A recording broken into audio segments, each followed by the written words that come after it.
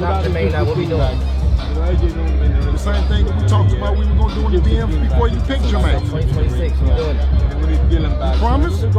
Remember, you promised. You the promoter. Well, I got your, listen, in the DMs, I got your word on it. All right, just stand on it. Good luck, handle that business, okay? All right. Playing, though. Keyshawn, you know you didn't have to fight this guy that you fighting right now. You know you could be fighting Devin next, right? You know that, right? I'll show the email. didn't know that. I'll show you the text right now with him, you know, because with our game, it's DTC, man, direct to consumer, man. You dig? No, we go into DMs. I mean, come on, man. You know, if you really wanted to fight Devin, you would call Dre. You know that's the big homie. Mm-hmm. Man, Dre phone is quiet as a mother right now. I'm gonna whoop your ass, so-called Debo. You know what happened to Debo at the end of the movie? He got hit with a brick. Debo about to get hit with a brick. Talk some Latins and Spanish people. Nah, don't pick on them. Pick on me. Keep picking on Craig, and you're gonna figure out what's gonna happen. Keyshawn Davis isn't just chasing a title shot. He is hunting down a dynasty. He has been vocal, disrespectful, and dangerously confident, looking Bill Haney dead in the eye and telling him that his son is a bully who's about to get hit with a brick. Bill Haney has completely lost his cool in response, trying to dismiss the threat as a joke. But the intensity of his reaction tells a different story. This isn't just trash talk anymore. It's personal. And Keyshawn Davis is ready to end the Haney era once and for all. To understand why this beef is so heated, you have to look at the catalyst.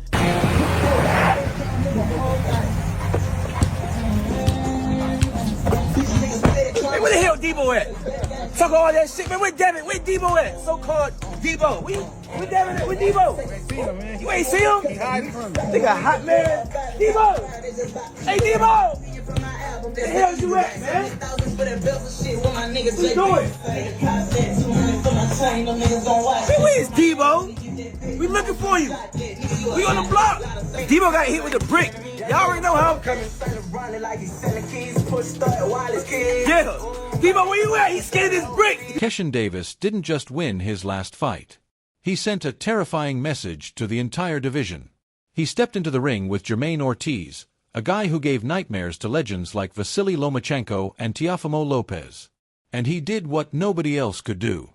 He didn't just beat him, he stopped him. That 12th round TKO was a career-defining moment that instantly validated all the hype surrounding Keyshawn. Overnight, he transformed from a prospect into a legitimate threat. And he wasted zero time using that new leverage. The moment the mic was in his face, he didn't thank his sponsors or call out a journeyman. He looked dead at the camera and demanded the head of Devin Haney. You're at 140 pounds, but you said you might not be here that long. Who's on your hit list next? Everybody. Devin Haney. Why is that the fight for you? His father in my DMs keeps screenshotting stuff that we saying. I don't know what he's screenshotting it for, but Devin Haney definitely on my hit list, and we making that happen 2026. Usually when a champion gets called out, they stay cool. But Bill Haney, he went on the offensive immediately, and it wasn't pretty. In a series of aggressive clips, Bill tried to dismiss Keyshawn as nothing more than a comedian.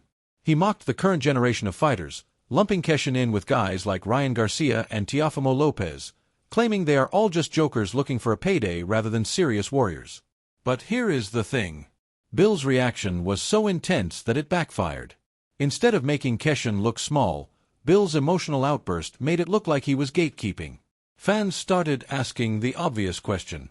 If Keyshawn is just a comedian with no chance of winning, why is Bill Haney working so hard to talk him down instead of just signing the contract for an easy payday? It's funny how the Latino men turn into comedians when Debo come around. Like, none of them are tough. The one and only, I think, tough guy, and then he was on the Ostrain, and then the other one was on the Ostrain, and I'm like, where's the tough Ricans at? Garcia's Mexican, Subriel is Puerto Rican, and he was also on Ostrain. Hispanic men, Rolly turned into a comedian, a cubic comic, Tio turned into to an Ecuadorian comic. No, Honduran. Honduran comic. Ryan Garcia, Mexican comic. Puerto Rican. So now, Xander Zayas is a Puerto Rican comic. It's more blacks that's riding with the comics than is there people that's ride with the comedy. Where Bad Bunny is said represent the culture, it didn't represent comedy. They were boxing. That represents boxing. The comedy is over here. I don't know a particular part of the Super Bowl that I seen him show. This is where the feud went viral. Bill Haney tried to paint his son Devin as Debo, the intimidating, untouchable bully from the classic movie Friday. It was meant to be a flex, positioning Devin as the big dog of the division, but Keyshawn flipped the script perfectly. He embraced the role of Craig, the underdog protagonist, and reminded Bill how that movie actually ends. Debo got hit with a brick, Keyshawn said, implying that he has the equalizer to put Devin to sleep. It was a masterclass in trash talk because it turned Bill's own arrogance against him. The internet ran with it. And suddenly, the Debo versus Craig narrative wasn't about Devin being scary. It was about Devin being ripe for a knockout. I'm gonna whoop your ass, so-called Debo. You know what happened to Debo at the end of the movie? He got hit with a brick. Debo might get hit with a brick. Talk some Latins and Spanish people. Nah, don't pick on them. Pick on me. Keep picking on Craig, and you gonna figure out what's gonna happen. You gonna get hit with a brick. And I ain't playing. You know I ain't playing. Hit with a brick. Hit. Belt, nigga. So organic, so genuine. Pick on me. I want you to pick on me. Tell Debo come this way. What you talking about? You know what Craig did to him. Beyond the movie metaphors, Keyshawn is making some serious technical accusations that strike a nerve with the Haney camp. He is openly questioning Devin's power as he moves up in weight. Keyshawn argues that while Devin is technically sound, he has pillow fists at 140 and 147 pounds. He claims Devin's power hasn't translated to the higher weight classes, which is why Keyshawn says he can walk him down without any fear of getting hurt. But he took it a step further, attacking Devin personally by calling him a daddy's boy. The narrative Keyshawn is pushing is dangerous for the Hanes. He's painting Devin as a manufactured champion who had a soft upbringing, contrasting it with his own grit and hunger. He's essentially betting that when the going gets tough in the ring, Devin will fold because he's never had to truly struggle. There been people out here that do take steroids, and you could tell that guy was off steroids. And you know, I actually know a person personally that his career changed. He was the top prospect doing great. He fought a guy with steroids and it changed his whole career. It changed how he talked. It changed everything. So us seeing Devin Haney doing all of this with a person that had 0.1 estrogen, and we all seen that Ryan Garcia was still in there getting tired. It's like, bro, I'm sorry. There's no other word to put this. You're a bitch. Excuse my language. That's how I feel. You're soft. You don't know how to take your L's. You a person that been given everything all your life, a daddy's boy, making sure you've been straight all your life, and now you took your first loss. I feel like you don't even know how to take it. Granted, I wasn't in there fighting Ryan Garcia, but you asked me how I feel.